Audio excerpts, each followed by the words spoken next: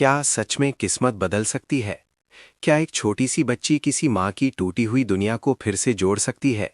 जब अपना ही बेटा साथ छोड़ दे, जब रिश्ते बोझ बन जाएं, तब क्या सच में भगवान किसी को फरिश्ता बनाकर भेजते हैं? ये कहानी है एक माँ की, जिसे सबने अकेला छोड़ दिया, लेकिन उसकी जिंदगी में आई एक मासूम बच्ची ने सब कुछ बदलने की कसम। क्या सच में किस्मत बदल सकती है? क्या एक छोटी सी बच्ची किसी माँ की टूटी हुई दुनिया को फिर से जोड़ सकती है?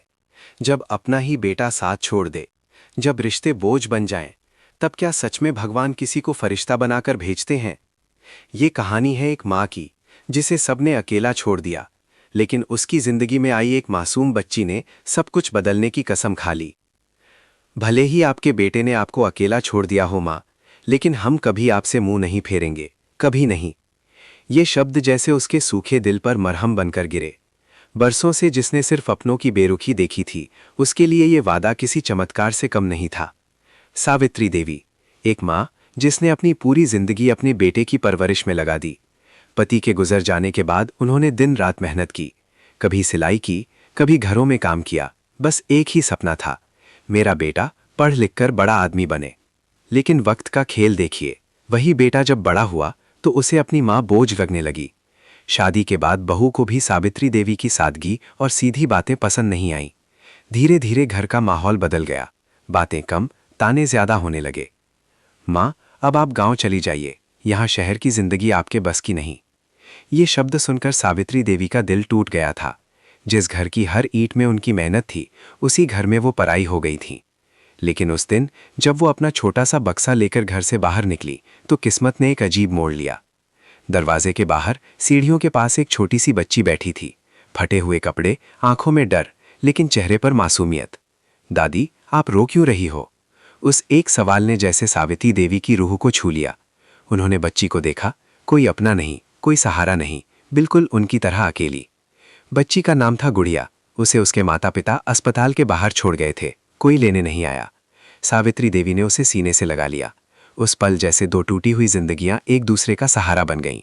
लोगों ने ताने दिए, अपने बेटे ने छोड़ दिया, अब किसी और की जिम्मेदारी उठा ली। लेकिन सावित्री देवी के दिल में पहली बार डर नहीं, हिम्मत थी। उन्हें याद आया, कभी उन्होंने भी अपनी किस्मत बदली थी। जब सबने कहा था कि एक विधवा औरत कुछ नहीं कर सकती, तब उन्होंने अपने बेटे को पढ़ा कर दिखाया था। अब वही हिम्मत फिर से जाग रही थी। रात को गुड़िया ने उनके आंचल में सिर रखकर कहा, दादी, मैं बड़ी होकर आपको खुश रखूंगी। सावित्री देवी की आंखों से आंसू बह निकले। उन्हें लगा जैसे भगवान ने सच में एक फरिश्ता भेजा है। उन्हें नहीं पता था कि ये छोटी सी बच्ची सिर्फ उनके अकेलेपन का इलाज नहीं, बल्कि उनकी किस्मत की नई शुरुआत बनने वाली है। लेकिन रास्ता आसान नहीं था। समाज की नजरें, बेटे की बेरुखी और आर्थिक तंगी सब उनके सामने खड़े थे। फिर भी उस रात उन्होंने आसमान की तरफ देखकर कहा, हे भगवान, अगर ये बच्ची मेरी जिंदगी में आई है तो जरूर किसी वजह से आई है। मैं इसे अपनाऊंगी, चाहे दुनिया कुछ भी कहे। उन्हें अंदाजा नहीं था कि यही फैसला एक दिन उनके बेटे की सोच, उनके घर की दीवारें और उनकी पूरी दुनिया बदल देगा। अगले भाग में जब बेटे को मां के फैसले का पता चला और घर में उठी सबसे बड़ी आंधी। अगली सुबह जैसे ही बेटे को पता चला कि माँ उस बच्ची को अपने साथ ले आई हैं, घर का माहौल तूफान से पहले वाली खामोशी जैसा हो गया। बहू ने ताना मारा, अपने बेटे की जिम्मेदारी तो संभल नहीं रही, अब किसी और का बोझ उठा लिया। बेटा, जो कभी माँ की आंखों का तारा था, गुस्से से बोला, माँ, ये सब क्या है? लोग क्या कहेंगे? हमें पहले ही मुश्किल से संभलना पड़ रहा है और आप एक अनजान बच्ची को घर ले आई। सावित्री देवी की आंखों में आंसू थे, लेकिन आवाज में पहली बार कमजोरी नहीं थी। जब तुम छोटे थे तब भी लोग बहुत कुछ कहते थे, मैंने किसी की नहीं सुनी, क्योंकि मेरा बच्चा मेरी जिम्मेदारी था। आज ये बच्ची भी मेरी जिम्मेदारी है। घर में सन्नाटा छा गया। बेटे ने साफ शब्दों में कह दिया, अगर ये बच्ची यहाँ रही तो आप नहीं रहेंगी। ये वही बेटा था जिसके लिए सावित्री देवी ने अपना सब कुछ कुर्बान कर दिया था। लेकिन उस पल उन्होंने पहली बार अपने लिए खड़ा होना सीखा। उन्होंने शांत स्वर में कहा, भले ही तुमने मुझे अकेला छोड़ दिया हो बेटा, लेकिन मैं इस बच्ची को कभी अकेला नहीं छोड़ूंगी, क्योंकि जिस दर्द से मैं गुजरी हूं वो इसे नहीं सहने दूंगी। गुड़िया दरवाजे के पीछे खड़ी सब सुन रही थी। उसकी छोटी छोटी आंखों में डर था, जैसे उसे फिर से कहीं छोड़ दिया जाएगा। सावित्री देवी ने उसका हाथ पकड़ा और कहा, डर मत, अब कोई तुम्हें नहीं छोड़ेगा। उस दिन सावित्री देवी ने घर छोड़ दिया। एक छोटा सा किराए का कमरा लिया। न पैसे ज्यादा थे, न कोई सहारा, लेकिन हिम्मत थी। दिन में वो फिर से सिलाई का काम करने लगी, रात को गुड़िया को पढ़ाती। कभी कभी थक कर बैठ जाती तो गुड़िया उनके पास आकर कहती, दादी आप रो मत, मैं बड़ी होकर डॉक्टर बनूंगी, आपको बड़ा घर दिलाऊंगी। उन मासूम शब्दों में ऐसा विश्वास था जो सावित्री देवी के टूटे हुए दिल को जोड़ देता। समाज के लोग अब भी बातें करते, देखो अपने बेटे को छोड़कर पराई बच्ची के लिए सब छोड़ दिया।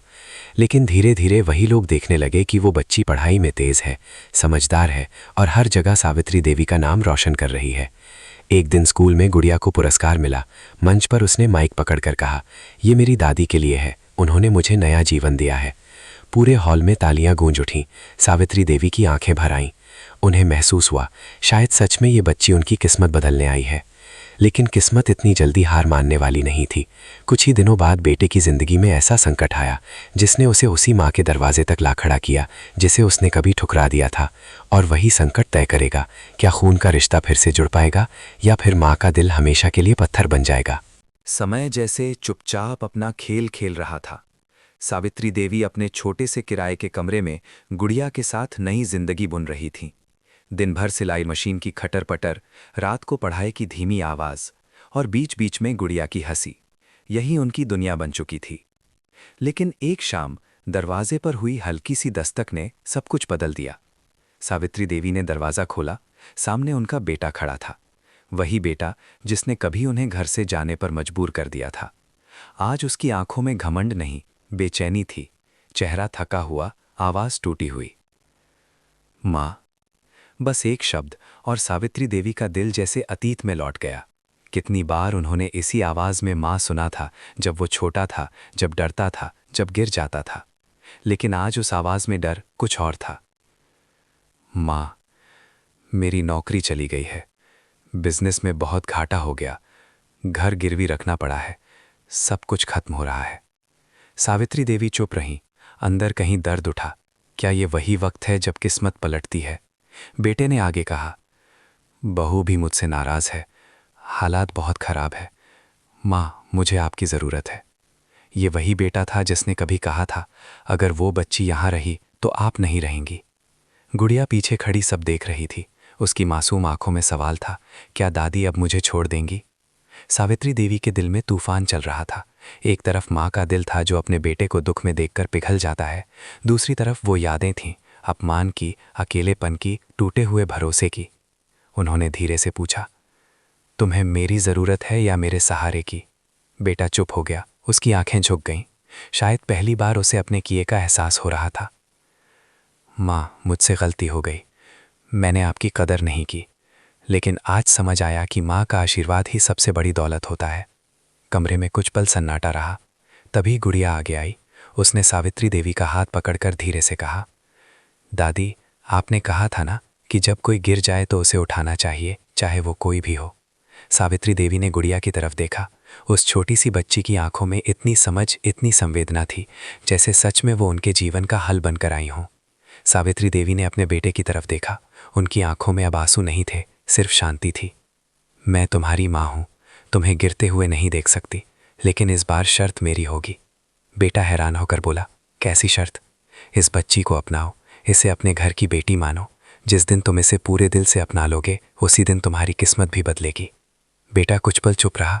शायद उसका अहंकार अब भी उसे रोक रहा था, लेकिन हालात ने उसे झुका दिया था। धीरे धीरे उसने गुड़िया की तरफ देखा, पहली बार बिना गुस्से, बिना ताने के। अगर माँ ने इसे अपनाया है तो मैं भी कोशिश करूँगा। ये कोशिश शब्द छोटा था, लेकिन उसमें उम्मीद छुपी थी। सावित्री देवी ने महसूस किया, शायद भगवान ने सच में इस बच्ची को किसी मकसद से भेजा है। लेकिन कहानी यहीं ख़त्म नहीं होती, असली परीक्षा भी बाकी थी। क्या बेटा सच में अपने दिल से गुड़िया को अपना पाएगा? क्या बहू का मन बदलेगा? या फिर हालात एक बार फिर सबको अलग कर देंगे? अगला मोड़ ऐसा होगा जो तय करेगा कि यह परिवार फिर से जुड़ पाएगा या हमेशा के लिए बिखर जाएगा। सावित्री देवी ने फैसला तो कर लिया था, लेकिन असली चुनौती अब शुरू होने वाली थी। बेटे ने सिर झुकाकर माँ से माफ़ी मांग ली, लेकिन क्या सिर्फ माफ़ी से टूटे रिश्ते जुड़ जाते हैं? क्या सालों का अहंकार एक दिन में ख़त्म हो सकता है? कुछ दिनों बाद सावित्री देवी पहली बार गुड़िया का हाथ पकड़कर उसी घर के दरवाजे पर खड़ी थीं, जहां से कभी उन्हें बोझ समझकर विदा कर दिया गया था। दरवाज़ा खुला। सामने बहू थी। उसकी आंखों में संकोच था, लेकिन साथ ही एक अजीब सा तनाव भी। घर का वही आंगन, वही दीवारें, लेकिन माहौल बदल चुका था। इस बार सावित्री देवी झुकी हुई नहीं बल्कि आत्मसम्मान के साथ अंदर आईं। बहू ने हल्की सी आवाज में कहा, मांझी अंदर आइए। ये मांझी शब्द शायद पहली बार दिल से निकला था।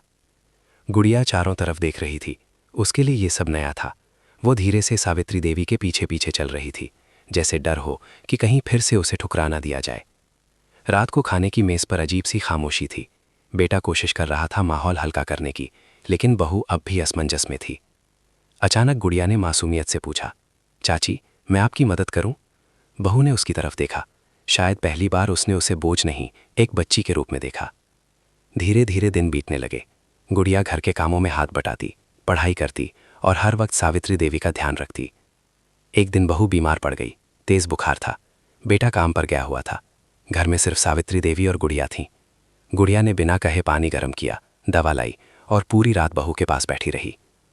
सुबह जब बहू की आंख खुली तो उसने देखा गुड़िया उसके हाथ को थामे सो गई थी। उस पल शायद होश बदल गया। बहू की आंखों से आंसू निकल पड़े। उसे याद आया कैसे उसने इसी बच्ची को घर से दूर रखने की कोशिश की थी।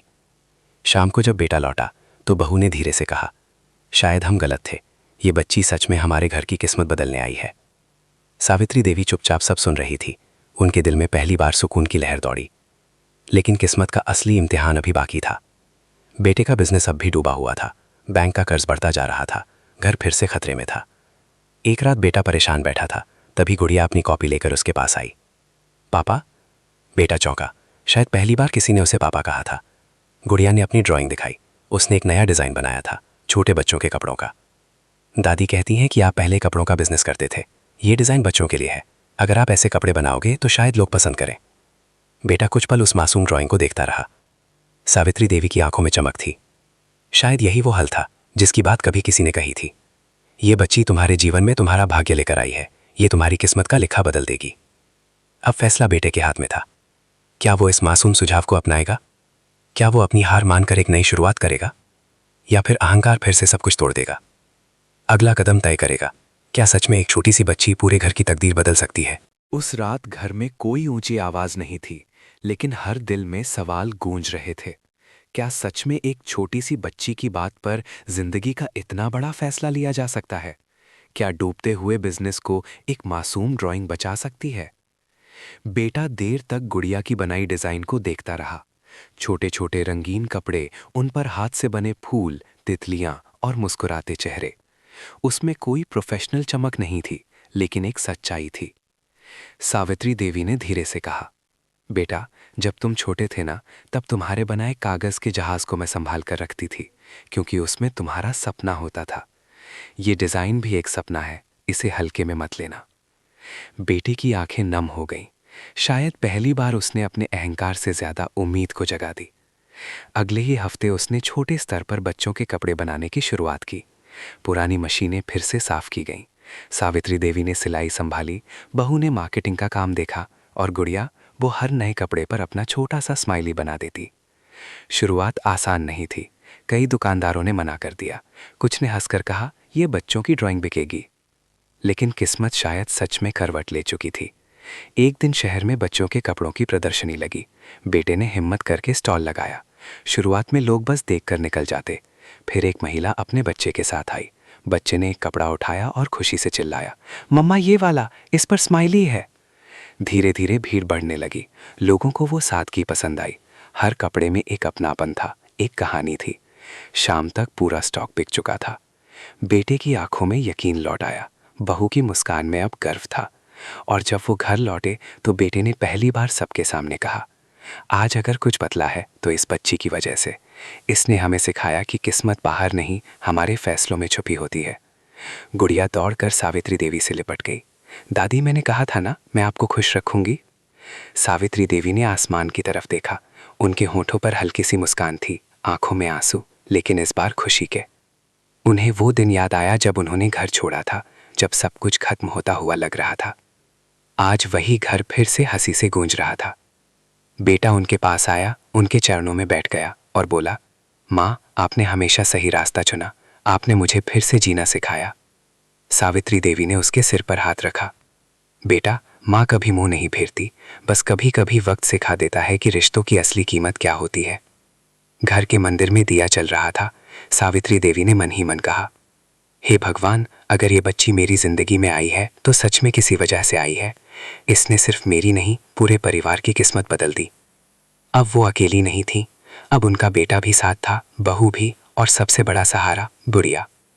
कहानी यहीं खत्म नहीं होती, क्योंकि हर घर में एक सावित्री होती है जो टूटती ज़रूर है लेकिन हारती नहीं। और कभी कभी भगवान सच में फरिश्ता भेजते हैं, एक छोटी सी बच्ची के रूप में, जो हिम्मत बनकर आती है और किस्मत बदल कर चली जाती है।